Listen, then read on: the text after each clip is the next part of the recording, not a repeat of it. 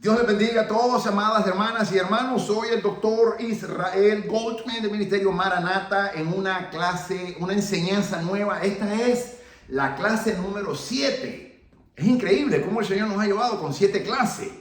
La verdad que la palabra intensa yo creo que nos queda corto. Esto yo estaba pensando el día de hoy, la clase no es intensa, la clase es totalmente enriquecedora. Así que es una bendición que estemos aquí nuevamente y esta clase es ¿qué es la Biblia? Y sobre todo, ¿es confiable? Este es un tema bastante apologético para que sepan. Ya dimos de inicio a la oración, pero vamos a hacer una oración una vez más. Padre, en el nombre de Jesús te damos la gloria de principio a fin. Que tu santo, bendito nombre, Señor Jesucristo, sea exaltado de ahora y para siempre. Y que en esta clase el único que reciba la gloria, la honra y la alabanza solamente eres tú, porque solamente tú te la mereces. En el nombre de Jesús, nuestro Señor amado. Amén. Amadas, entonces estamos en la clase número 7. ¿Qué es la Biblia? Y ¿es ella confiable? Fíjate que son dos preguntas en una. Mucha gente sabe qué es la Biblia. Mucha gente no sabe qué es la Biblia.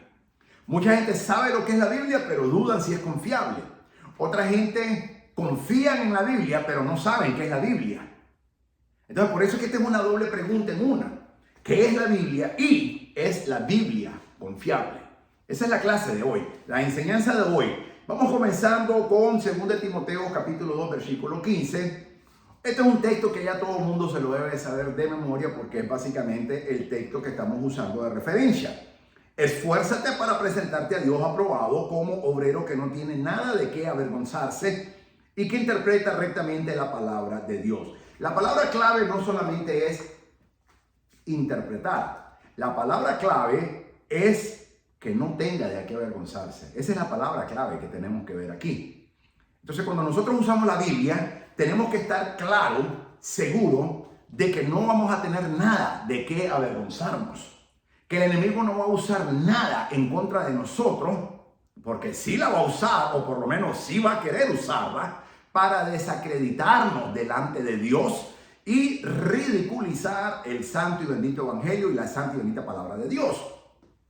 Muy lamentablemente, mucha gente que se sube a los púlpitos le da esa oportunidad al enemigo para que el enemigo desacredite a la persona por ignorante y ridiculice el mensaje de la palabra de Dios.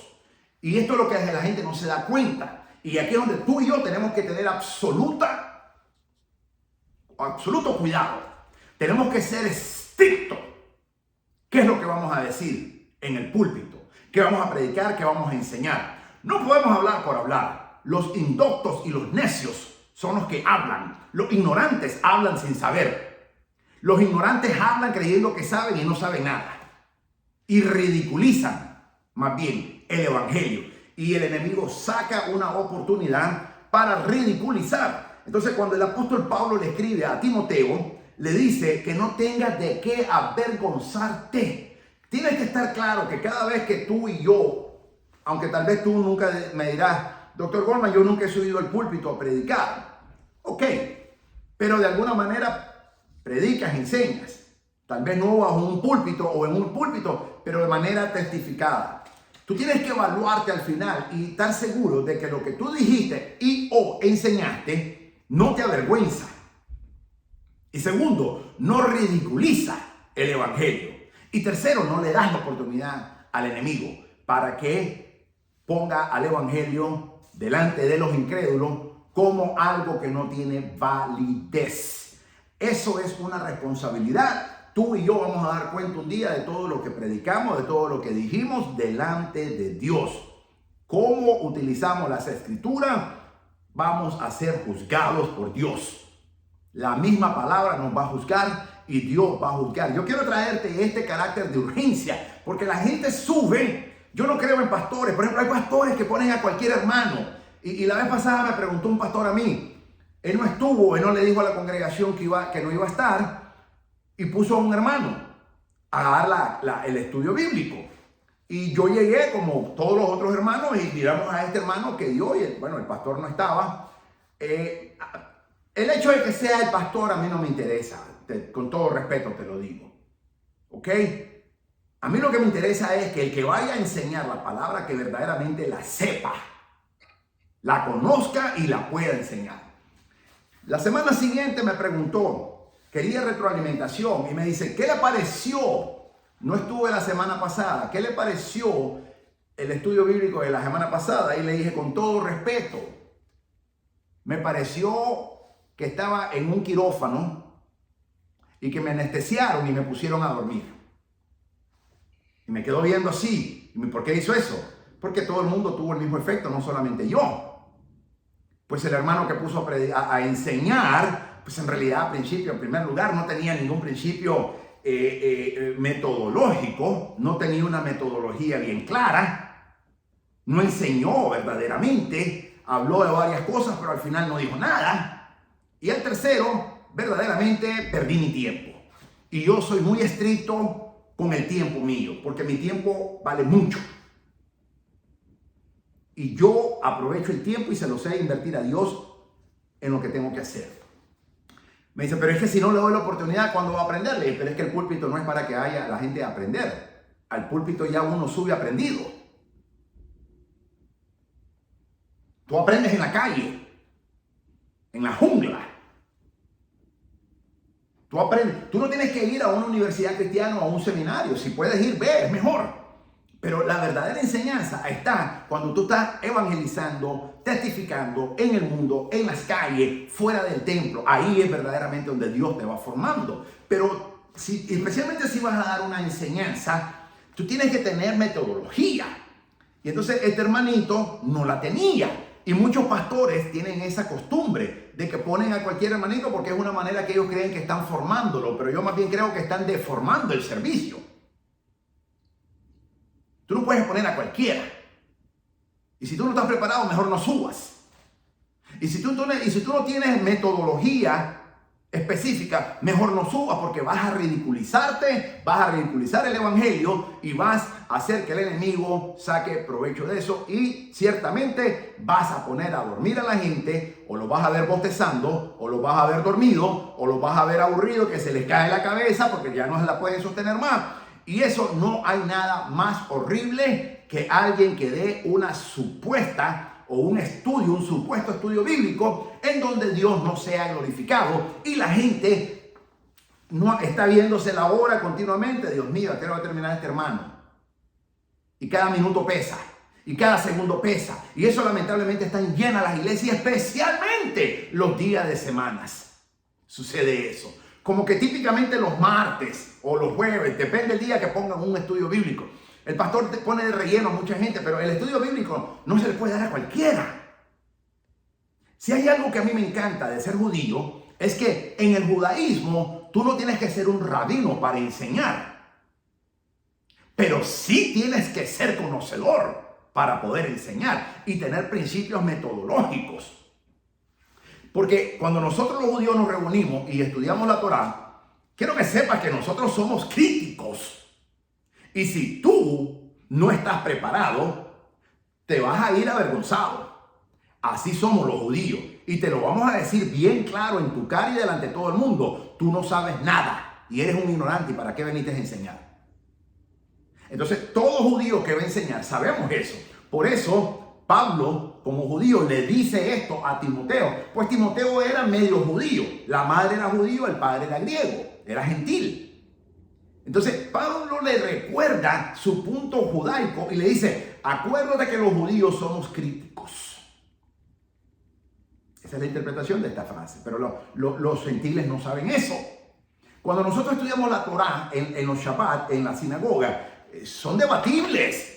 Debatimos y hacemos preguntas y hasta confrontamos al que estamos enseñando y él o ella tiene que estar súper bien preparado. Entonces, aquí en la iglesia la gente no es así. El cristiano se traga lo que sea, dice amén a lo que sea, y aunque sea algo incorrecto, la gente no, porque es que me da pena. ¿Qué pena? ¿Qué pena? Tú no puedes tener pena. La palabra de Dios nunca puede ser ridiculizada. Nunca. Entonces, esto es el primer principio que tú tienes que entender. Cuando tú vas a exponer a exponer la Biblia, que es la exégesis, tú no puedes quedar ridiculizado. Y mucho menos, por culpa tuya, vas a darle puerta abierta al enemigo para que ridiculice al Evangelio de nuestro Señor Jesucristo. Porque el enemigo ridiculiza, fíjate que el enemigo en sí no ridiculiza la Biblia hebrea, el enemigo ridiculiza el Evangelio, para que tú sepas. ¿Por qué? Porque él sabe que ese es el poder de Dios. Aunque toda la palabra es de Dios y es poderosa, pero el Evangelio es el que salva al hombre. Entonces, lo que el enemigo siempre quiere hacer es ridiculizar el santo y bendito Evangelio de nuestro Señor Jesucristo. Y lamentablemente, muchas veces, muchos pastores lo permiten, muchos hermanos lo permiten y muchas iglesias lo permiten porque ponen a cualquier hermanito a predicar. Perdóname, pero aquí no es para que tú comiences a practicar cómo cambiarle pamper a la gente. En el púlpito, cuando tú te vas a subir, tú tienes que saber bien lo que vas a decir y lo que vas a enseñar tiene que ser bien definido, bien específico, o mejor no subas. Entonces, eso es lo primero que tenemos que entender. La Biblia es santa, la Biblia es sagrada y yo no la puedo tomar como que voy a decir cualquier cosa. Ahora, si tú vas a hablar de cualquier cosa, eso es otra cosa. Pero si tú me vas a hablar de la Biblia, tienes que ser bíblico. Si tú me vas a hablar a mí de la Biblia, tú tienes que ser bíblico. Y si tú me vas a enseñar de la Biblia, tú me tienes que hablar hermenéuticamente. Porque de lo contrario, me estás desgastando mis tímpanos, que son muy especiales. Pues la fe viene por el oír y el oír de la palabra de Dios. Y si mis tímpanos se gastan, pues ya no voy a poder escuchar más la palabra de Dios. Entonces yo tengo que ser exigente con los hermanos o pastores o ministros o como se llamen, que vienen supuestamente a enseñar la palabra de Dios. Yo siempre pregunto cuáles son sus credenciales, qué credenciales académicos tiene, qué le da la autorización a esta persona de venir a enseñar, en qué está preparado, en qué está capacitado, de dónde se graduó, qué título tiene, cuántas clases ha enseñado, se especializa en un área, sí, qué área se especializa, desde hace cuánto se especializa, porque yo tengo que saber todo eso. Y aquí es donde los pastores difieren conmigo, pero es que yo soy judío. Y los judíos no hablamos por hablar. Entonces, la Biblia es sagrada. Hoy el Espíritu Santo me estuvo ministrando mucho. Hechos capítulo 18, anótalo. Habla de Apolos. Y después de esta clase yo quiero que tú lo leas en tu casa. Hechos capítulo 18 introduce quién es o quién era Apolos. Y el Espíritu Santo hoy en la tarde me estuvo fuertemente ministrando de Apolos porque muchos creen que fue Apolos quien escribió el libro de los Hebreos, de hecho. Está entre el apóstol Pablo y Apolos. Entre ellos dos, pero ninguno de los dos se confirma porque es anónimo. Pero se le da crédito a ambos. ¿Por qué? Porque ambos eran poderosos en las escrituras, dice la palabra. Entonces, cuando tú lees Apolos, libro de los Hechos, capítulo 18, habla de que Apolos, y lo dice bien claro, era un judío que venía de Alejandría. ¿Dónde quedaba Alejandría? Egipto. De ahí era él. Pero era judío. Porque el judío no tiene que nacer en Israel. Este domingo corrigió una hermanita porque me dice, no, porque yo sí conocí un verdadero judío que nació en Israel. ¿Y eso qué? Yo puedo haber nacido en Plutón y yo soy judío. Tú no eres judío porque naciste en Israel. Es más, el 40% de los israelitas no son judíos. Todo judío es israelita, pero no todo israelita es judío. El 40% de la población en Israel, el 30% es árabe, el 10% es cristiano y el 60% es judío. Entonces, no te vayas de boca solo porque alguien te dice, no, yo soy israelita. Te voy a poner un ejemplo. Este falso maestro, hijo del diablo, que se llama Benny Hinn, ¿tú sabías que él nació en Israel? Pues para que sepa, Benny Hinn nació en Israel. Pero él no es judío, él es gentil. Él es un gentil y un falso maestro, lo sabemos muy bien. Entonces, no te puedes ir de boca solo porque alguien te dice, no, porque yo nací en Israel. ¿Y qué? Eso no te hace judío. Pero todo judío sí es israelita. ¿Ves la diferencia? Todo judío, yo soy israelita. Porque yo soy judío. Pero hay muchos judíos, o mejor dicho, israelitas de Israel, que no son judíos. Y no importa que hayan nacido. Yo tengo derecho a la ciudadanía israelí simple y sencillamente porque soy judío. Y el día que yo quiero voy, ejerzo ese derecho y la ley me da mi ciudadanía israelí. El día que yo quiera simplemente lo tengo que pedir y automáticamente me da mi ciudadanía, mi pasaporte israelí y se acabó. Pero no lo he querido ejercer ese derecho todavía. Entonces, Apolos, un judío, dice, que nació en Alejandría, Egipto. Dice que cuando vino, dice que la iglesia fue bendecida por él. ¿Por qué? Porque era un varón poderoso en las escrituras. Y dice que debatía todos los días con los judíos y demostraba a través de las escrituras que Jesús era el Mesías anunciado y enviado y esperado por Israel. Poderoso. Un judío poderoso en las escrituras. Entonces, cuando tú te especializas en las escrituras, Dios te da un poder especial. Y ese poder el enemigo lo conoce. El enemigo no sale corriendo por cualquiera que se llama cualquier cosa. El enemigo sabe lo que tú tienes. Sabe el calibre que tú eres. El enemigo sabe que cuando me manda a mí Dios a un lugar, el diablo sale corriendo. ¿Por qué? Porque el enemigo sabe la unción que el Espíritu Santo me ha puesto. Sabe que yo no soy una pistolita 22.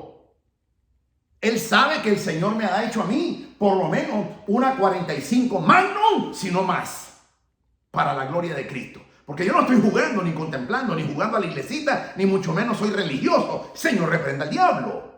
Hubo un tiempo en que lo fui. Y por eso el enemigo me revolcó.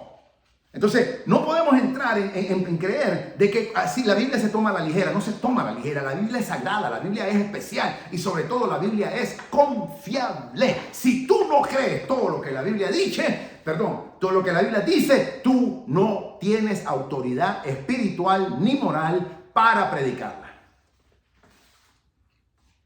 Y hay muchos predicadores que predican y hasta enseñan la palabra y ni siquiera creen lo que la Biblia está diciendo. Lo hacen por salario, o porque así van a recoger la ofrenda, o por lo que sea. Entonces, si tú no crees el 100% de lo que la Biblia dice, cómo lo dice, cuándo lo dice y por qué lo dice, ¿sabes qué? No la prediques, no la enseñes. No estás calificado para eso. Entonces, la Biblia es confiable y que empieza con el predicador. Si tú crees 100% todo lo que la Biblia dice, ya tú tienes un derecho para poder predicarla y enseñarla. Pero no te da todo el derecho, es un derecho, dije. Luego te tienes que capacitar, luego te tienes que preparar, luego tienes que verdaderamente... La gente dice, no, porque yo hablo con la unción, lo que el Espíritu Santo me da. El rema no es importante, el logos es importante, la palabra escrita es lo importante, no es el rema. La gente se va por el rema. El rema puede ser variado, pero la palabra de Dios es infalible, no falla. El logos es lo que interesa. Y si tú puedes mezclar o agregar, mejor dicho, el rema después del logos, perfecto. Pero ante todo, sobre todo, es el logos, la palabra escrita. Entonces, vemos cómo empieza el apóstol Pablo diciéndole a Timoteo, no te ridiculices a ti mismo enseñando algo que tú mismo no sabes. Por ejemplo, tú me vas a oír hablando de dos cosas solamente. Bueno, tres prácticamente, pero dos están unidas. Uno, evangelismo. Dos, apologética, que el evangelismo y la apologética cristiana van de la mano. Y tres, escatología. Esos son los tres temas que tú me vas a oír hablar siempre. Tú no me vas a oír hablar de otro tema. ¿Por qué? Porque esas son mis especialidades. Ese es el tema que yo domino para la gloria de Dios. Ese es el tema en que yo he invertido años. Yo empecé a estudiar escatología en el año 2010, con profundidad. Y aún cuando estaba en el judaísmo, yo estudiaba escatología, para que tú sepas. Entonces, y luego la apologética cristiana me apasionó. Hoy el Señor me hizo ver mi tesis y comencé a leer mi tesis, que claro, yo sé lo que escribí porque yo la escribí, pero cuando la comienzo a leer y comienzo a leer, no leí mucho, leí como unas 20 páginas tal vez, la verdad lo hice bien rápido, pero fue un momento en que el Señor revivió muchas cosas. Y me acuerdo cuando yo era un alumno de doctorado, yo no era doctor todavía, yo estaba estudiando mi doctorado en ministerio y yo estaba haciendo mi tesis y después que entregara mi tesis yo la tenía que defender y después que la aprobaron y la defendí exitosamente, entonces me dieron la mano, me felicitaron, me dijeron muchísimas felicidades, doctor Goldman, y ahí me gradué como doctor en ministerio. Pero hubo algo que Dios me recordó en ese momento. Eso es lo que hace la palabra de Dios. Entonces, ¿qué es la Biblia? Es algo vivo. No es histórico. Es confiable, 100%. Ya vimos el principio hermenéutico número 1. Cuando la Biblia habla, Dios habla. Entonces, esos son los fundamentos. Ahora, quiero que sepas que esta Biblia que tú y yo tenemos, ya sea impresa o versión digital en tu celular o en tu tableta o en tu laptop o en tu computer o en cualquier aplicación que tú tengas, no la tomes a la ligera, porque esa Biblia costó sangre. Y no me estoy refiriendo a la sangre de Jesucristo solamente. Esa es la más importante, pero no es la única.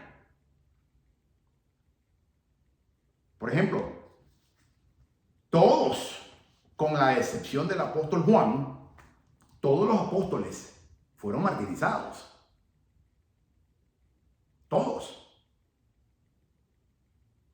Y el mismo apóstol Juan, la historia nos enseña de que el emperador romano lo echó en una olla de aceite hirviendo para matarlo, pero Dios lo guardó. Pero a él mismo lo iban a asesinar. Pero vamos a ir más allá, vamos a ir más allá.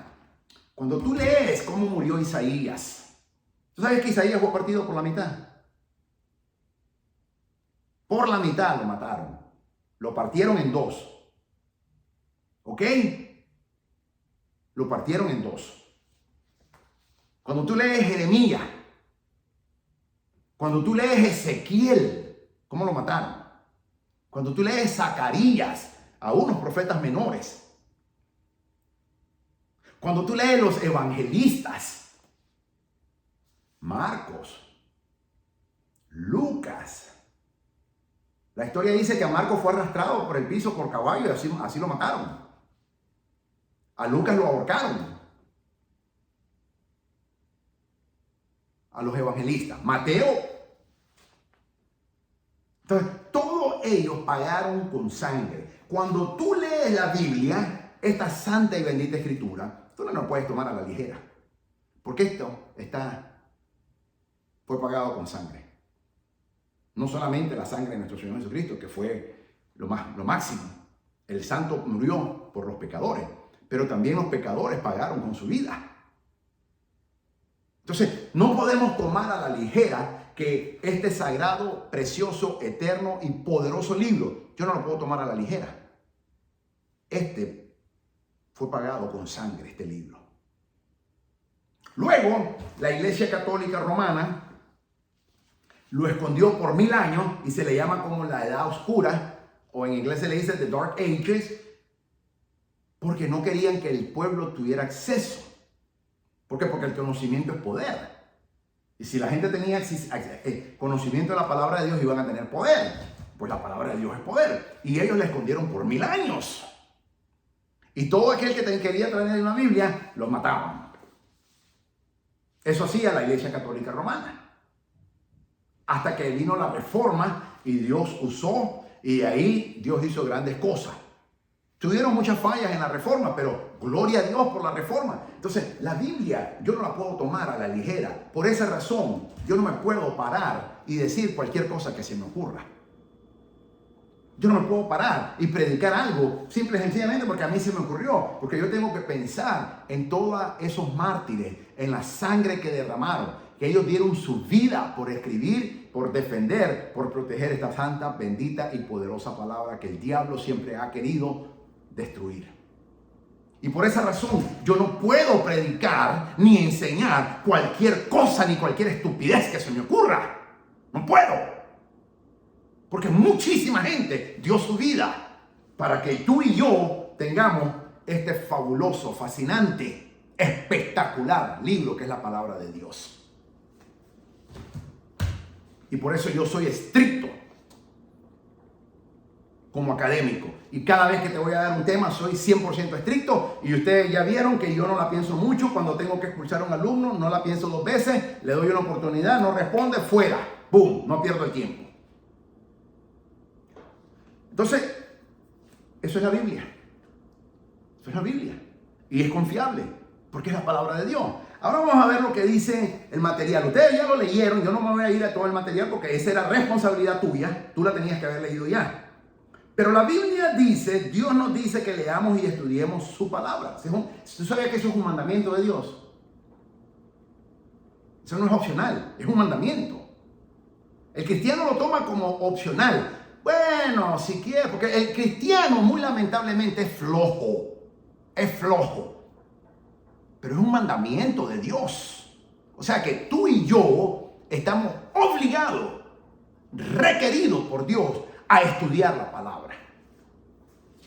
Y por eso los judíos lo tomamos bien en serio, porque sabemos que es un mandamiento de Dios que nos mandó a hacer.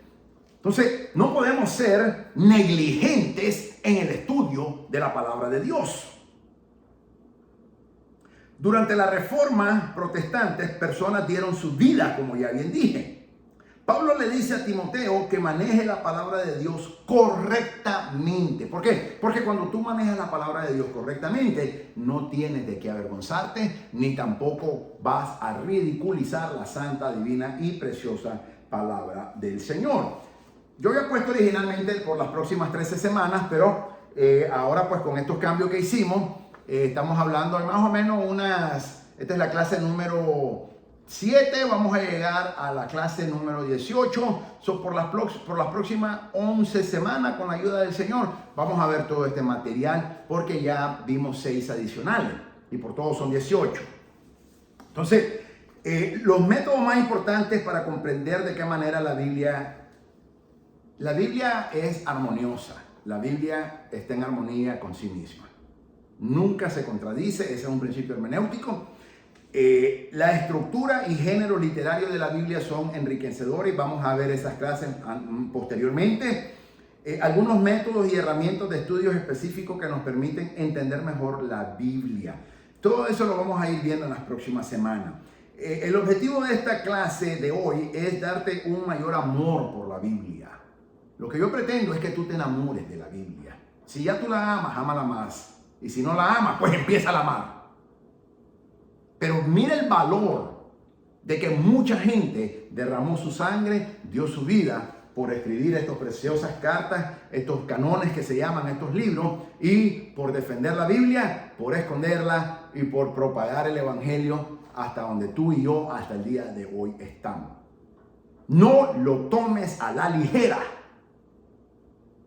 Y cuando Dios te dio un privilegio de predicar o enseñar su palabra en un púlpito, recuérdate de lo que el doctor Goldman te dijo, para que el diablo no saque provecho.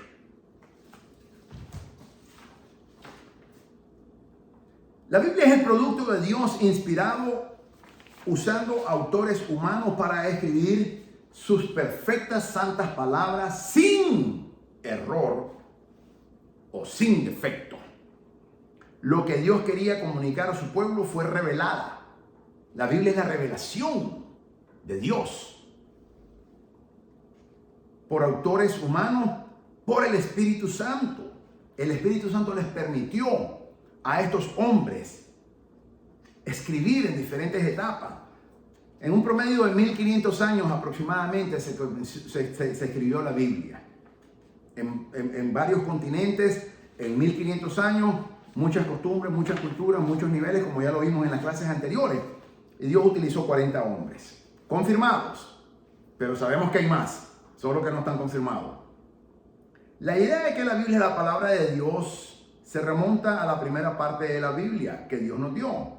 Así cuando Dios entregó los 10 mandamientos a Israel, los cuales fueron las primeras palabras escritas de Dios que conocemos, le ordenó guardándolos en el arca del pacto. Es el símbolo de la presencia de Dios con su pueblo.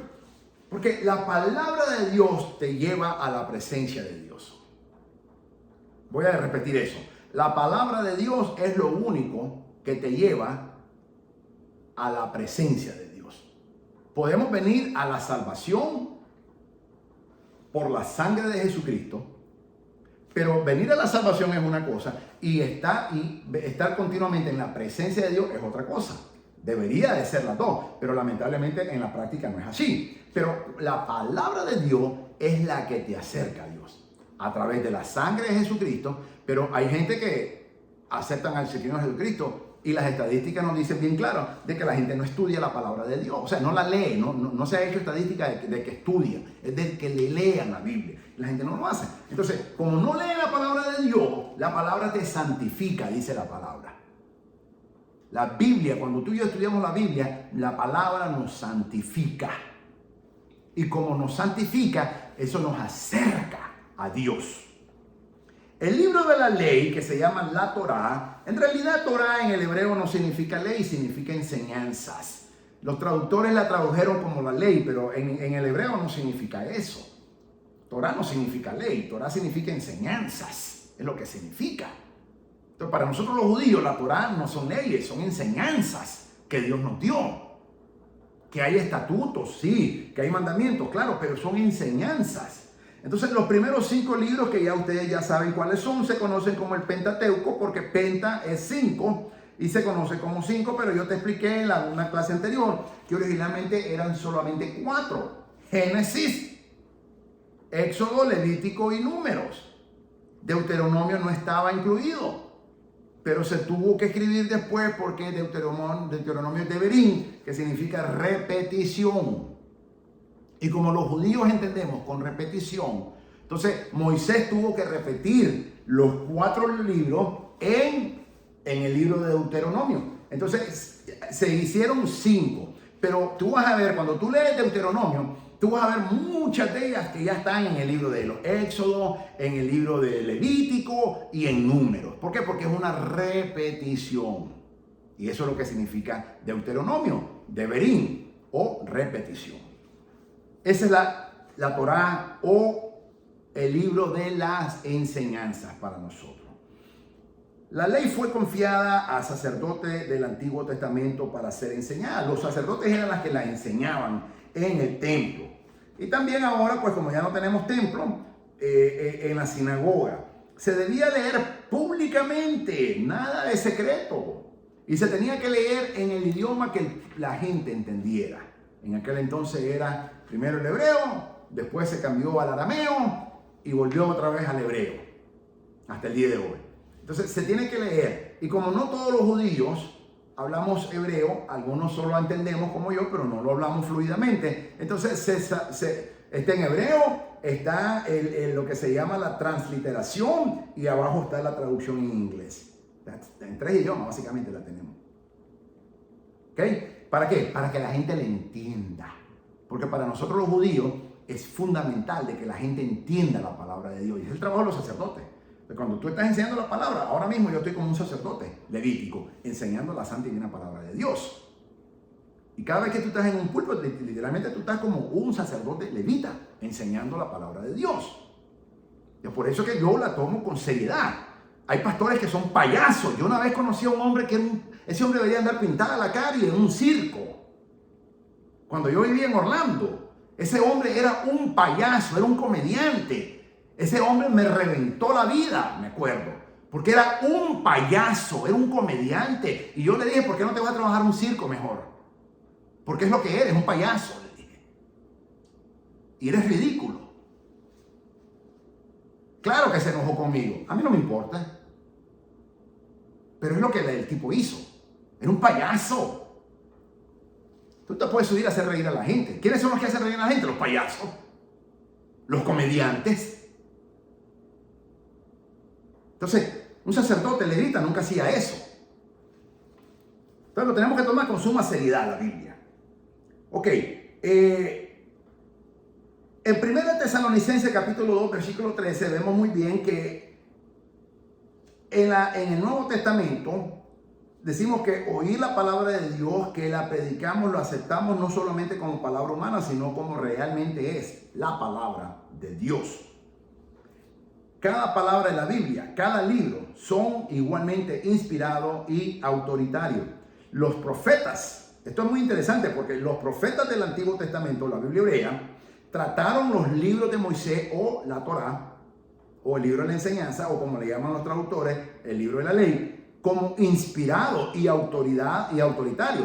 Jesús, nuestro Señor Jesucristo, trató al Antiguo Testamento de la misma manera. ¿Por qué? Porque él sabía que su palabra, él fue el que la dio. Él es el lobo. Entonces él sabe muy bien que esa palabra es eterna, nunca se vence, nunca se expira. Por eso es que ese término Antiguo Testamento, eso no existe, eso es ridículo. No existe Antiguo Testamento. Que la palabra de Dios es eterna, no envejece. No envejece. Si la palabra de Dios envejece, no es palabra de Dios entonces. Y si la palabra de Dios envejece, entonces Dios no es Dios. Porque entonces ya Dios deja de ser eterno. Jesús lo tomó con suma cautela y con mucho respeto lo tomó el Señor.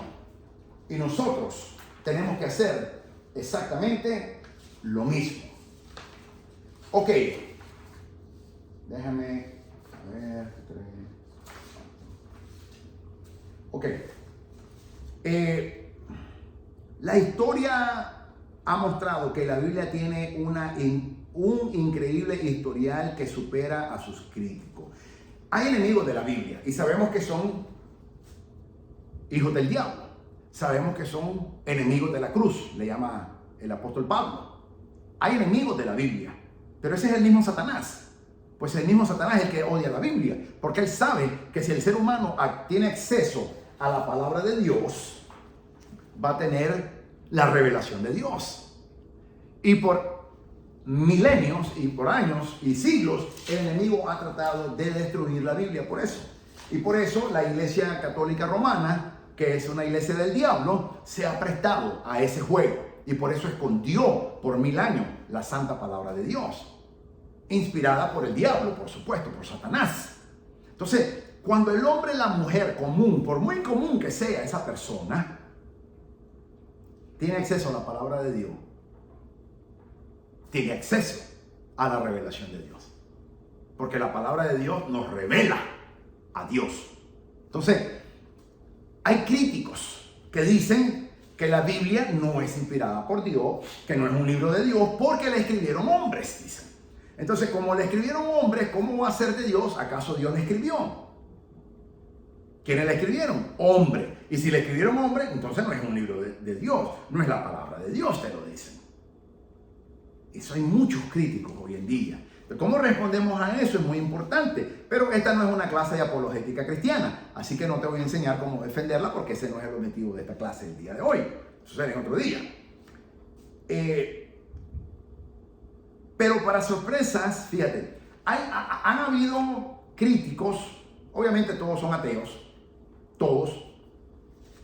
Y si no son ateos, son gnósticos. ¿Qué es el gnóstico? El diablo al diablo le falló el ateísmo. El ateísmo dice que no existe Dios. Entonces, como el diablo ya no pudo contrarrestar eso, ahora después el diablo metió el gnosticismo. ¿Qué es el gnosticismo? Mira, yo no sé si existe Dios o no. Ese es el gnosticismo. Cuando una persona dice, yo soy agnóstica, ¿ok? Yo soy gnóstico, te dicen, yo no sé si existe o no existe. Yo no te puedo decir como el ateo que no existe Dios, pero tampoco te lo puedo afirmar, te dicen. Porque yo no sé si Dios existe o Dios no existe. Eso se llama el gnosticismo. Entonces, después que el diablo le falló el ateísmo, metió el gnosticismo. Y hoy en día estos críticos o son ateos o son gnósticos. O no creen que Dios existe o no saben si Dios existe. Y tiene más validez decir, bueno, yo no sé si existe, yo no lo puedo negar, pero tampoco puedo decir que existe. Tiene más validez que el ateo que dice, no existe. Porque ¿cómo tú lo puedes probar? Pero si todo te dice, bueno, es que yo no sé. Entonces la gente tiende a escuchar más a esa falsa doctrina. Pero sabemos que de dónde procede, del mismo diablo, del mismo infierno viene. Entonces, estos críticos han dicho eso, pero sorprendentemente siempre hay investigaciones arqueológicas y cada vez que hacen una excavación nueva, fíjate, estos arqueólogos, muchos de ellos incluso son ateos o muchos son agnósticos, no creen a Dios, pero creen lo que la Biblia dice, fíjate. Y ellos saben que cuando ellos se basan por esta fuente de referencia, ellos han hecho grandes descubrimientos arqueológicos, porque la Biblia da ubicación exacta. Entonces han encontrado grandes descubrimientos arqueológicos y entonces han dicho, wow, la Biblia lo dice. Y ellos dijeron, bueno, nosotros usamos la Biblia y la Biblia nos decía que en tal área, en tal parte, nosotros excavamos y ahí lo encontramos. Pero todavía no creemos en Dios. ¿Ok? Pero creen en lo que la palabra está escrita. Eso es un avance. ¿Ok? Ellos no pueden negar eso. No pueden afirmar que Dios existe, pero no pueden negar lo que la Biblia dice. Y eso es lo interesante de la arqueología, porque Dios usa. Y como apologistas, nosotros los apologistas usamos la defensa del evangelio racional, no emocional, racional, bajo evidencias arqueológicas. Esa es una de ellas, de las que utilizamos para defender el evangelio. Entonces, eso es uno de mis temas favoritos, por cierto, pero repito, no es una clase de apologética cristiana, así que déjame moverme porque la clase es otra, ¿ok? Bien, el origen de la Biblia es divino. La Biblia tiene un origen 100% divino. ¿Por qué? Porque el autor, no el escritor, el autor es Dios. Los escritores son humanos o fueron humanos, pero el autor es Dios. Y puesto que Dios es el autor, el origen de la Biblia es un origen no humano, no científico, sino divino. Entonces tenemos que tratar la Biblia de esa manera. Así como su autoridad humana, porque fueron hombres que Dios escogió específicamente para tal efecto. Dios fue bondadoso al escoger autores humanos para que podamos comprender o entender la palabra de Dios y tener todo lo que necesitamos para una vida, para la vida y piedad, según dice 2 de Pedro, capítulo 1, versículo 3. Ok, 66 libros son los canones que se conocen. La Biblia tiene 66 canones o 66 libros, ¿ok? En la Biblia cristiana aparecen 39 canones en el Antiguo Testamento. En la Biblia original, en el hebreo, hay menos. ¿Por qué? Ya te dije, no hay primera de Samuel ni segunda de Samuel, hay solamente Samuel. No hay primera de Reyes ni segunda de Reyes, hay solamente Reyes. No hay primera de Crónicas ni segunda de Crónicas, hay simplemente Crónicas. Entonces, ahí tenemos 6 en la Biblia cristiana, en la Biblia hebrea son 3. Aparte de que hay libros que en los profetas menores, en la Biblia cristiana, se separaron. Como por ejemplo, cuando nosotros vemos los profetas menores, varios de ellos están unidos. En la Biblia nuestra, en el judaísmo, están unidos. Pero en la Biblia cristiana se separaron. Por ejemplo, Abdías, por ejemplo, se separó. Sofonías. Por eso son libros muy pequeños, si tú los puedes ver, pero están unidos. O sea, son capítulos adicionales bajo un mismo libro. Entonces, por eso es que la Biblia hebrea es más corta, ¿ok?, que en la Biblia cristiana, pero es el mismo. De esos 66 libros, fueron escritos en un promedio de 1500 años. Te dije la vez pasada que hay 40 autores, todos hombres, ninguna mujer. 32 autores en la Biblia hebrea conocidos, pero sabemos que hay más, ¿ok? Porque, por ejemplo, a Moisés se le da el crédito por los 5 libros o la Torá, pero nosotros sabemos en el judaísmo que Moisés no las escribió todas. Hubieron otras personas que escribieron. ¿Ok? En los salmos, la gran mayoría se le da crédito a David, pero David no fue el único que escribió salmos. Hubieron otros salmistas, pero no fueron reyes, solamente fueron salmistas. Pero como David fue salmista y rey, entonces se le atribuye más crédito, pero en realidad hubieron otros salmistas del mismo calibre de David, solo que no fueron reyes. ¿Ok? Entonces, pero no se le da el crédito. Entonces, por eso son confirmados 40. Y en el Nuevo Testamento, lo interesante es que en el Nuevo Testamento son 27 libros. Algunos de ellos no son libros, son cartas muy pequeñas, por cierto, como Judas, por ejemplo, como la primera, segunda y tercera, las cuartas juaninas que se llaman, del apóstol Juan. Las cartas paulinas son un poco más largas, aunque hay algunas que son cortas también. Pero por lo general, pues, son 27 libros más cortos, ¿ok? Pero en el Nuevo Testamento, puesto que es nuevo, fíjate, nuevo, vamos a hablar un poquito de lo que se llama numerología bíblica. Es un tema fascinante, a mí me encanta la numerología bíblica porque tú aprendes mucho de eso. Sabemos que el número 8 en numerología bíblica significa nuevo comienzo. Eso significa, ¿ok? ¿Cómo lo sabemos? Bien sencillo. Léete Génesis capítulo 8. ¿Qué es Génesis capítulo 8? Cuando Dios le da la orden a Noé y a sus, ¿cuántos? 3 hijos, 3 nueras, su mujer, y él eran ¿cuántos? 8. Noé, su mujer, sus 3 hijos y sus 3 nueras, eran 8 seres humanos que sobrevivieron el diluvio, y esos 8 seres humanos tuvieron la misión de Dios de repoblar la tierra. Entonces, 8 significa nuevo comienzo. ¿Ok? Y en el capítulo 8 del libro de Génesis habla cuando ya se termina el diluvio y empieza un nuevo mundo. Génesis capítulo 8. Entonces, en numerología bíblica, el 8 significa nuevo comienzo. En el Nuevo Testamento, ¿cuántos autores hubieron? Confirmado 8. 8. ¿Ok? 6 judíos, 2 gentiles. Pero fueron 8.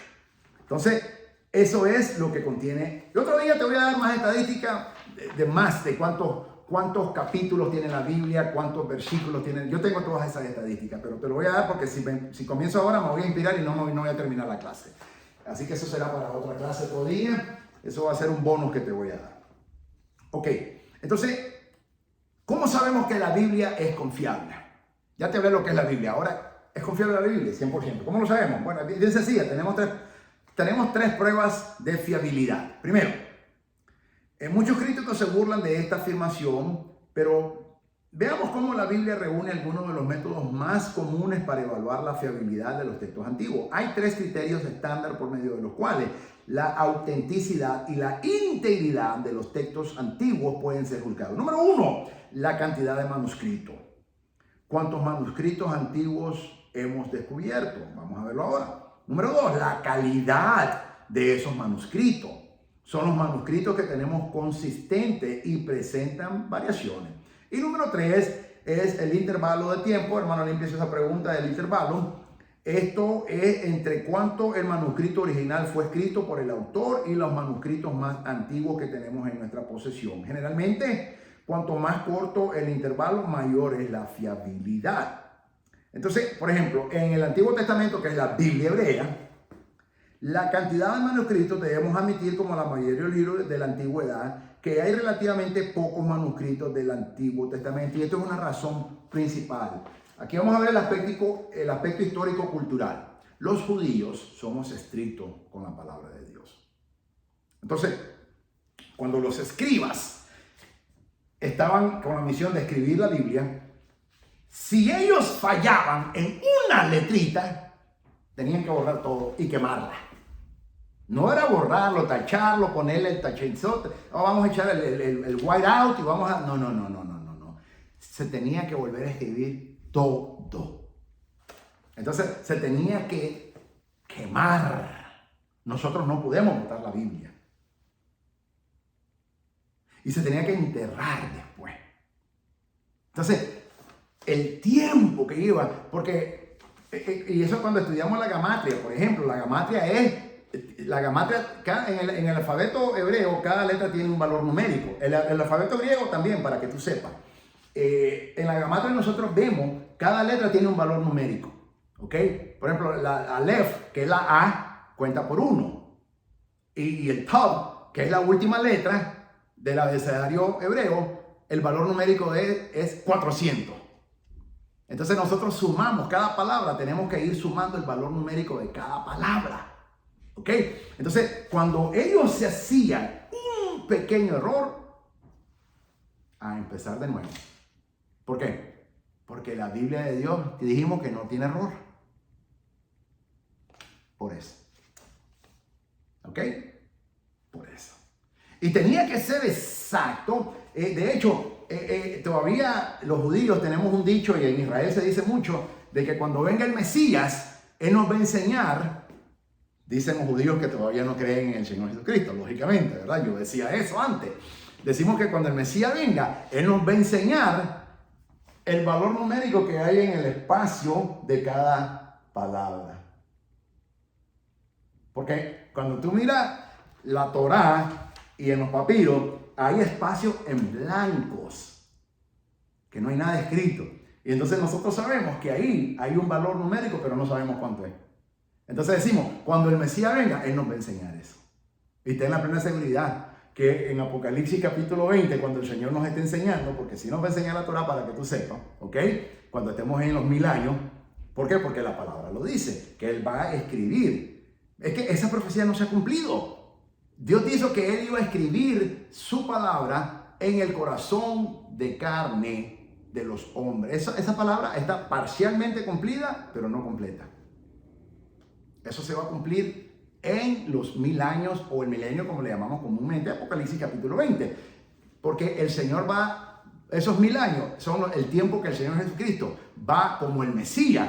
Él va a enseñar a todo el mundo la ley de Dios. Y Él la va a escribir en nuestros corazones y en nuestras mentes. Yo te pregunto, ¿está la palabra de Dios escrita en su totalidad en tu corazón y en tu mente? Por lo menos en mí no. Por lo menos en mí no. Yo lo deseo, yo le oro a Dios, pero no está en su totalidad. ¿Sabes por qué no está? No es porque yo no lo quiera. Es porque eso solamente el Mesías lo va a hacer. Solamente el Señor Jesucristo lo va a hacer. Tú y yo tenemos parcialmente la palabra. Nadie se sabe la Biblia de memoria. Nadie. A mí no me importa que tú tengas 100 años en el Evangelio. Nadie se sabe la Biblia de memoria. ¿Ok? Nadie. El que dice tal cosa es mentira. Nadie se la sabe. Podemos saber mucho, pero por ejemplo, si tú me dices a mí, doctor Colman, usted me puede decir el Evangelio cualquiera, el Evangelio de Mateo, de principio a fin, sin leer la Biblia, yo te digo, no puedo. Y ciertamente nadie lo puede hacer. ¿Ok? Pero en los 1000 años, para que tú sepas, y yo sé que este es un tema escatológico, pero cuando estemos en el milenio, en Apocalipsis capítulo 20, el Señor Jesucristo, Él es el único que lo puede hacer. Y toda la gente que esté en ese tiempo viviendo, todo el mundo se va a saber la palabra de Dios así, mira, así, de memoria, de principio a fin. No va a tener que abrir la Biblia porque todo el mundo la va a saber así, en su corazón y en su mente. Esa profecía no se ha cumplido. Nadie está ahí. Yo no estoy ahí. A mí no me importa el pastor fulano que sea. Nadie está ahí. Nadie. Y el que diga que está es un mentiroso. ¿Ok? Te lo voy a probar. ¿Por qué te digo que solamente el Señor Jesucristo lo puede hacer? Porque Él ya lo hizo una vez. ¿Te acuerdas en el camino de Emaús? Cuando iban aquellos 2 discípulos. ¿Qué dice la palabra? Que en esa hora, y yo di una prédica la vez pasada, y yo puse en perspectiva que ellos caminaron aproximadamente 12 millas, caminaron ellos, ¿ok?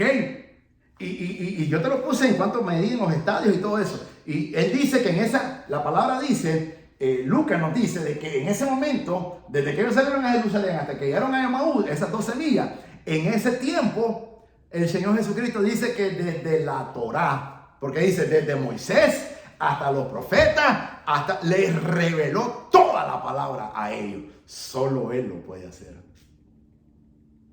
Solo Él. Entonces, ya lo hizo una vez. Con 2. ¿Ok? Y eso lo va a hacer. Apocalipsis capítulo 20. Entonces, nosotros tenemos que entender de la claridad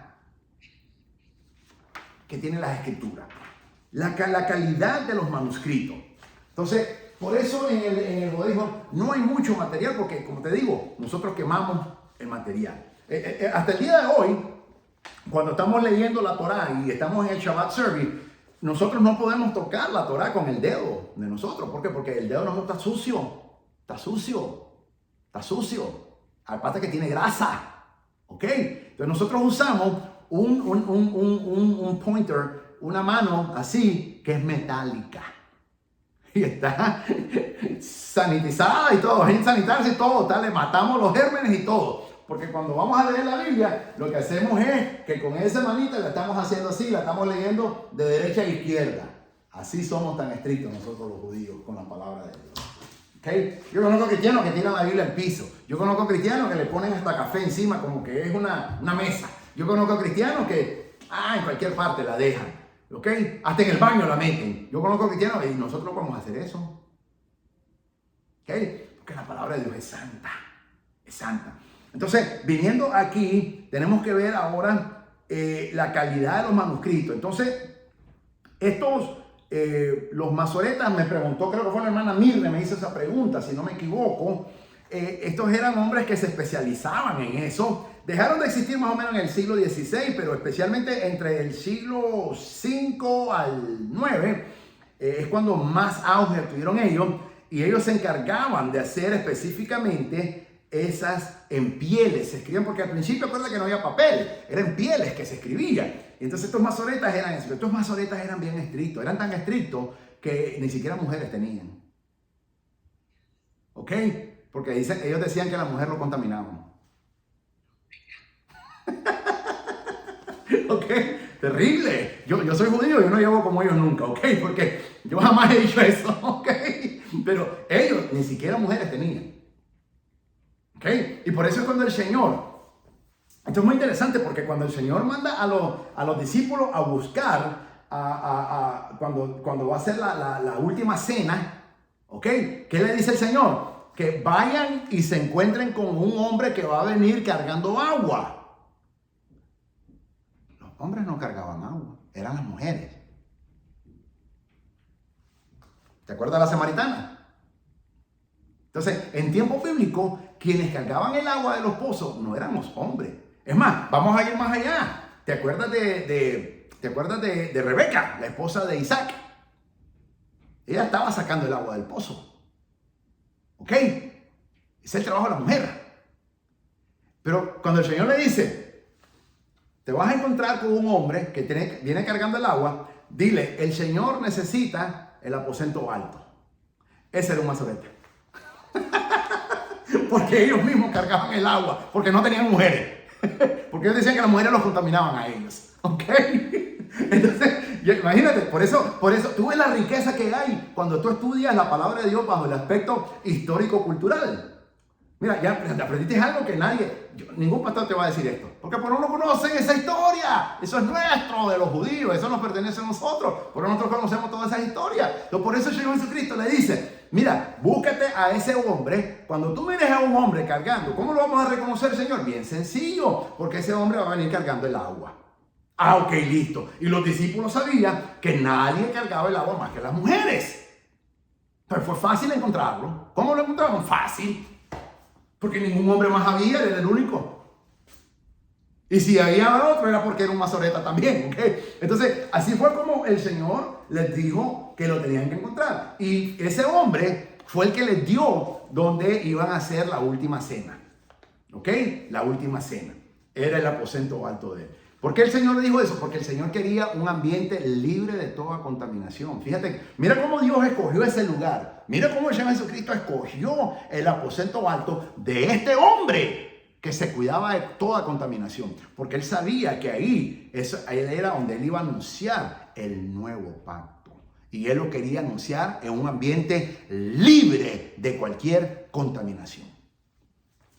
Por eso mandó y le dijo, van a encontrar a este hombre, y ellos sabían que ese hombre era un mazoreta. ¿Ok? Bien. En el intervalo de tiempo, el descubrimiento de los rollos del Mar Muerto, por ejemplo, en el año 1947, un año antes de que renaciera el Estado de Israel, que renació. El Estado de Israel no nació en 1948, renació. ¿Ok? Pero en el año 47, un año antes, se hizo un gran acontecimiento. se desenterraron más de 100 copias de los libros del Antiguo Testamento que databan de entre los años 200 antes de Cristo hasta el 68. Ok, hablemos de este intervalo de tiempo. La hermana Reina me hizo una pregunta y yo ya le había dicho, y la hermana parece que no me escuchó cuando yo dije que Jesucristo no nació en el año 0. Todos los pastores dicen eso. Ok, todos. Pastores pentecostales, pastores de sana doctrina, yo a todo el mundo escucho, no, porque el Señor nació en el año 0. Mentira, el Señor nació en el año 2. ¿Por qué?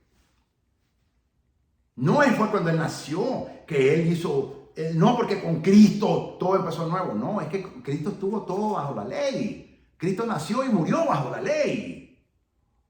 La ley no terminó con Juan el Bautista tampoco. La ley termina cuando Jesucristo, después que resucita nuestro Señor, entonces todavía está la ley. ¿Cuándo termina la ley completa? Lo que se llama la dispensación de la ley. ¿Cuándo termina? El día de Pentecostés, Hechos capítulo 2. Ahí termina. ¿Por qué? Porque ese día nace la dispensación de la gracia. Ese día nace la iglesia de nuestro Señor Jesucristo. Ese día baja el Espíritu Santo. Es el Espíritu Santo quien trae una nueva dispensación de la ley, del tiempo que dio. ¿Ok? Entonces ahí es cuando muere. La ley no termina ni cuando Juan el Bautista le arrancaron la cabeza, que fue decapitado, ni cuando, mucho menos, cuando el Señor Jesucristo nació. El Señor Jesucristo nació, vivió, murió, resucitó en la ley. Porque Él tenía que cumplir toda la ley. ¿Ok? Pero eso no quiere decir que cumplió todas las profecías mesiánicas. Y aquí donde como la hermana Reina, que le exploté la cabeza ese día. ¿Ok? Y mucha gente, yo le arranco la cabeza a la gente con esta doctrina, porque la gente no sabe. Porque los pastores dicen cualquier cosa. Los pastores no saben tampoco. ¿Ok? Los pastores no saben. Si Jesucristo hubiera cumplido todas las profecías bíblicas, Israel creyera. Hay una razón por la que Israel no cree. ¿Por qué tú crees que Israel no cree que Jesús es el Mesías? Bien sencillo, porque no cumplió todas las profecías mesiánicas. ¿Ok? Si Jesucristo cumple todas las profecías mesiánicas, Israel cree inmediatamente en Él. Y hasta el día de hoy sabemos que Israel no cree en Él todavía. Entonces, pero sí que la va a cumplir. Claro que la va a cumplir. Y cuando la cumpla, Apocalipsis capítulo 19, ahí Israel va a creer en Él. ¿Ok? Entonces, aquí yo le arranco la cabeza a mucha gente, porque la gente cree saber cosas y no sabe muchas cosas. Entonces, tú no puedes irte, porque a mí no me importa que el pastor fulano y sutano te lo enseñe. Si él no sabe historia hebrea, no te va a decir la verdad. Si él no conoce el aspecto cultural, si él no conoce la Torá, para saber esto tú tienes que conocer la Torá para comenzar. Y aparte de la Torá, tienes que conocer todos los manuscritos hebreos. Tienes que conocer todo eso. Y los pastores no saben eso. No lo saben. Entonces, ¿cómo te van a enseñar? Tú no puedes enseñar lo que no sabes. Por eso ni te prediquen al respecto. Y por eso, ¿cómo se lavan las manos a ellos? Diciendo, no, porque ya la ley no es para nosotros. ¿Quién te ha dicho eso? En primer lugar, no es ley, es enseñanza. Ya te dije muy bien, habían dos leyes. La ley oral, el Mishnah, y la ley escrita, la Torá. ¿Cuál de ellas me estás hablando? Jesucristo no vino a abolir la ley. Él dijo, yo no vine a abolir la ley, yo vine a cumplirla. Y los apóstoles la decían. Entonces, aquí es donde yo entro en conflicto con mucha gente. Y a mí no me importa que les caiga mal. A mí me tienes sin cuidado. Me tienes sin cuidado. Si tú quieres seguir en tu religiosidad, ese es problema tuyo. ¿Ok? Allá tú. Pero la palabra es la palabra. Y así está escrito y así es. Porque no lo digo yo. Esto no es el doctor Goldman que lo está diciendo. Esta es la palabra que lo dice. Pero tú no tienes los estudios que yo tengo. Ni eres judío tampoco. Aún muchos judíos ni siquiera conocen estos temas, para que tú sepas. ¿Por qué? Porque el 90% de los judíos en Israel son, para que tú sepas, ¿cuál es la palabra? Son seculares. ¿Ok? El 90%. Yo conozco, mira, cuando el año pasado yo estuve unos mesecitos en Miami, me acuerdo. Y ahí conocí cantidad de judíos, ¿ok? Cantidad de judíos. Y yo conocí una chica muy linda, por cierto, una chica argentina judía que acababa de regresar de Israel y era fluida en el hebreo y todo, pero no sabía nada de Torah. Nada. ¿Ok? Nada. Ignorante completamente. Y ella se quedaba callada porque me decía, es que Israel, tú sí sabes, yo no sé nada. Entonces, no es porque seas judío, tienes que ser un judío que estudiaste. Porque el 90% de los judíos en Israel son seculares. ¿Ok? Entonces, no es solamente porque soy judío, es porque soy judío y porque estudié. Gloria a Dios. Entonces, no te puedes ir solamente, fulano, ¿qué sabe? ¿Qué credenciales tiene? ¿Qué conocimiento tiene? ¿Qué estudio de especialización tiene para decir que esto no es así? Entonces, ahí es donde tú y yo tenemos que cuestionar. Y eso es lo que hacemos los hermeneutas, comenzamos a cuestionar y pues no les caemos muy bien a la gente, porque a la gente no le gusta ser cuestionada. Peor cuando quiere aparentar algo que no es y todo el mundo le cree, pero esta o oye, sí que... Esos somos los hermeneutas. Cuestionamos todo. ¿Ok? Y lo ponemos a la prueba con la palabra de Dios. Ok, entonces, en cuanto a cantidad, esto es muy importante, mi amado, porque, por ejemplo, en el mundo secular se habla mucho de los filósofos griegos. Platón, Sócrates y, por supuesto, Aristóteles son los más famosos, los más conocidos. ¿Ok? Entonces la gente dice, bueno, Sócrates dijo, yo solo sé que no sé nada. Aristóteles dijo 10.000 cosas. Pero ¿sabes qué? Cuando vemos los escritos de ellos, son reducidísimos. Cuando vemos los escritos nuestros, del Nuevo Testamento, quiero decir, ¿ok? Tenemos ahora mismo más de 5.700 manuscritos griegos del Nuevo Testamento. No manejo exactamente el número exacto, pero la vez pasada vi un número. Y entre Aristóteles y entre estos tres grandes filósofos, Sócrates y Platón, uniendo los tres manuscritos de ellos, no llegan ni a 100. ¿Ok? Ni a 100. Y nosotros tenemos más de 5.700 manuscritos en griego del Nuevo Testamento. Entonces, la cantidad es importante tener. Los números sí cuentan. Oscilan desde el principio del año 2 a.C. hasta el año 16. Siglo quiero decir, ¿no? El siglo 2 hasta el siglo 16 después de Cristo.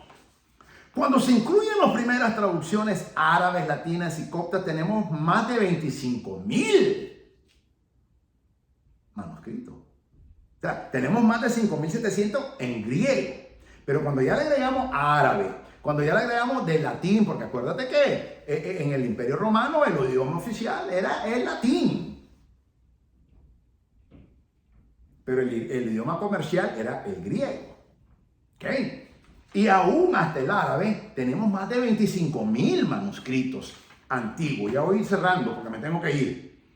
Basta con mirar los manuscritos griegos de 10 a 15 que datan de los primeros 100 años después de que el original fue escrito y cerca de 50 dentro de los primeros 200 años. Esto es un número importante que comparamos los libros del Nuevo Testamento con otros textos antiguos como te mencioné ahora mismo. Ok, entonces la cantidad como la calidad como el intervalo son lo que le dan la veracidad a los manuscritos que nosotros tenemos de las doctrinas cristianas o las enseñanzas cristianas. Los críticos señalan esta inconsistencia, luego afirman que la Biblia no es confiable. Esto es lo que los críticos te dicen. ¿Quién está hablando? Satanás. Satanás está hablando. Ellos dicen la Biblia no es confiable y se basan por esto. Pero la verdad es que menos del 1% de estas inconsistencias son verdaderamente significativas en nuestra comprensión del texto. Y cuando estas inconsistencias se presentan, la mayoría son de traducciones, como te dije la vez pasada. Son traducciones, no es el original. Y eso es lo importante. Pero es menos del 1%. Pero es inconsistencia por traducciones, no por el original. Ok, estas son buenas noticias, porque acuérdense que eso es el Evangelio, buenas noticias. Ok, buenas noticias. Así que recuerda, el intervalo de tiempo para el Nuevo Testamento es inusualmente corto para escritos antiguos de los que significan en el Nuevo Testamento, es muy fiable. Algunos de nuestros manuscritos son del siglo III y el IV. Otros datan dentro de 100 años estimados de la fecha del manuscrito original. Y tenemos documentos de papiro que están dentro de 25 años, o sea, lo más cercano todavía. ¿Ok? Hay un gráfico que yo te puse, eso lo tenías que haber estudiado y visto, no lo voy a tocar porque para eso te lo puse. ¿Ok? En la conclusión es que tanto el Antiguo Testamento, que es la Biblia hebrea, como el Nuevo Testamento, que es la Biblia cristiana, ambos forman la Biblia. ¿Ok? Son algunos de los textos antiguos más confiables y documentados históricamente. Nadie tiene más confiabilidad, fiabilidad ni credibilidad que la palabra de Dios. Nadie. Nadie. Ni nada. De hecho, la Biblia se dice que es el libro más vendido en todo el mundo. Cada año la Biblia rompe todos los récords. Y eso que no se mete en la versión digital. Simplemente estamos hablando de la impresa. Esta. ¿Ok? Y esta preciosa joya que tenemos aquí en nuestras manos. Este es el libro que se vende más todos los años. Año tras año, tras año, tras año, tras año, tras año. Si fuera un libro con equivocaciones, no se vendiera de la misma manera. ¿Ok? Al contrario, se vende más. Porque la Biblia, ¿qué dice la Biblia? La Biblia se interpreta sola. Entonces, cada vez la Biblia se posiciona. La Biblia se posiciona. Eso es lo lindo de la Biblia, que la Biblia no necesita. Si bien es cierto, hombres dieron su vida, pero fue porque la amaban a la Biblia y amaban a Dios. Pero la Biblia se defiende sola, para que tú sepas. ¿Ok? En 3500 años, el diablo no la ha podido destruir. ¿Y sabes qué? Nunca va a poder. Porque el cielo y la tierra pasarán, mas mi palabra no pasarán, dice el Señor. ¿Ok? Después de que entremos al Apocalipsis capítulo 22, que ya entramos a la eternidad, ¿sabes qué? Ahí va a estar la Biblia. Ya el cielo y la tierra pasó, cielo nuevo, tierra nueva, la nueva Jerusalén, ya pasó todo, el gran trono blanco ya pasó, todo. Entramos al Apocalipsis capítulo 22, que es el octavo milenio, es la eternidad. ¿Y sabes qué? Ahí va a estar la Biblia. Ahí va a estar la Biblia. Y ahí se van a equivocar, ahí van a repetir lo que le dijeron el Antiguo Testamento, porque se van a dar cuenta que el Antiguo nunca tuvo nada. ¿Ok? Entonces, la Biblia se defiende sola. El diablo la ha querido destruir y no puede ni podrá. Intenta, ok, está bien, pero de ahí no pasa. Dios, la palabra de Dios se defiende sola. Pero a Dios nos da el privilegio a nosotros, como a mí por ejemplo, como apologista, y todos nosotros debemos de ser apologistas de alguna manera, porque lo manda la palabra de Dios para defender nuestra fe. Bien, mis amadas. Entonces, de esa manera concluyo. Así que, en conclusión, la Biblia son las mismas palabras de Dios. Es la fuente del conocimiento y sabiduría más poderosa disponible en cualquier lugar. Es la única fuente de revelación especial respecto a la naturaleza, planes y requerimientos de Dios para su pueblo. Por tanto, la Biblia es 100% confiable. Tiene todo lo que necesitamos saber para ser salvos primero y para glorificar a Dios. Como cristianos debemos entregarnos rigurosamente, estrictamente, no religiosamente, pero estrictamente, con ese celo al estudio de las Sagradas Escrituras, la Santa y Bendita Biblia. El estudiante de la Biblia no permitirá, el estudiar la Biblia nos permitirá comprender, primero, quién es Dios, segundo, quiénes somos nosotros, tercero, quién es el Señor Jesucristo y lo que Él ha hecho por nosotros. Y no hay nada más importante que eso. Quiero que leamos brevemente, quiero ir ahí porque, aunque, bueno, es que estoy usando mis dos teléfonos ahora, pero yo quiero que leas, te puse varias escrituras como tarea, pero subraya Deuteronomio capítulo 18, versículos 20 al 22. ¿Ok? Pero Todas esas son tareas, pero enfáticamente quiero enfatizar Deuteronomio capítulo 18. No te lo voy a decir porque es parte de tu tarea, pero es formidable lo que dice Deuteronomio capítulo 18. Algunas preguntas ahí te puse para que tú te hagas autocríticamente, y con esto ya vamos a orar para despedirnos, ¿ok? Hay varias preguntas, te puse como 6 o 7 preguntas más o menos.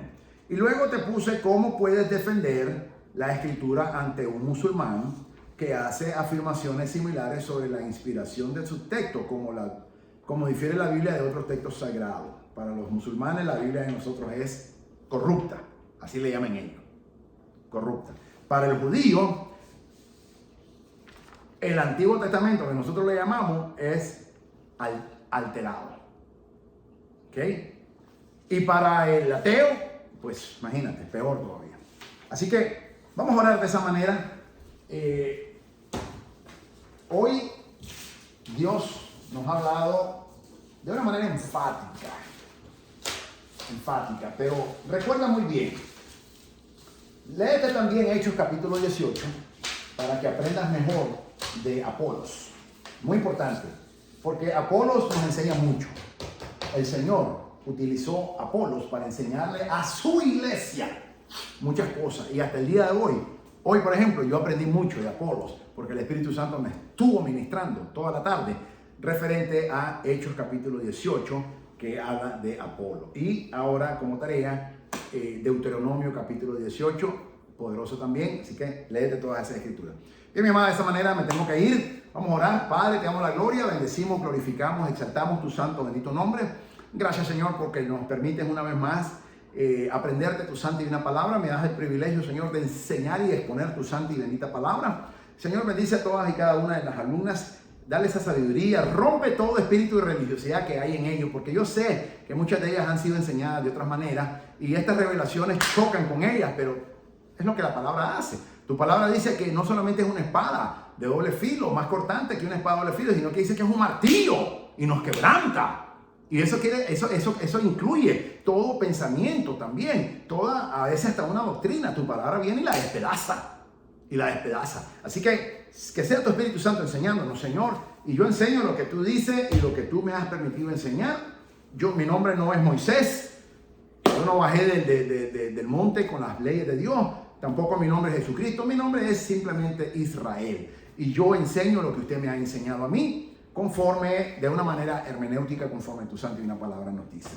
Ayúdanos a crecer a través del aprendizaje de tu santa y una palabra, para que te podamos conocer mejor cada día, Señor, y que podamos alcanzar el tamaño del varón perfecto, nuestro Señor Jesucristo, única y a través del estudio de tu santa y divina palabra. Te damos la gloria, Señor, en el nombre de Jesús. Amén. Que el Señor te bendiga, Dios te guarde, Dios te libre de todo mal, que el Señor resplandezca su rostro sobre tu vida, que el Señor haga milagros en tu vida, que el Señor te impacte, que el Señor te sorprenda, que el Señor transforme tu vida, que el Señor te quebrante y te haga una nueva vasija, que el Señor haga muchas cosas bellas, porque eso es lo que Dios quiere hacer. ¿Ok? Dios te bendiga, Dios te guarde. Hoy, más noche, si no mañana en la mañana, te mando la clase de mañana y este video cuando ya lo haya bajado en YouTube. Dios te bendiga, Dios te guarde y me tengo que ir. Bendiciones. Gloria a Dios. El doctor Israel Goldman, Ministerio Maranata. Dios te bendiga. Dios te guarde. Dios te dé bendición cada día en tu vida más. Y que el Señor, el Espíritu Santo, nos ayude a crecer. Yo le pido a Dios que me estire todos los días. Le digo, Señor, estírame. Y yo le pido a Dios que te estire a ti también para que sepa. ¿Ok? Yo quiero que tú sepas que yo estoy orando eso. Así que si tú se sientes que tienes un alón así, esa es la oración del doctor Goldman. Esa es la oración del doctor Goldman. El doctor Goldman le está pidiendo a Dios que te estire para que te haga crecer. Amén. Y que te quite muchas cosas porque necesitamos que Dios quite. Dios te bendiga, amada. Bendiciones.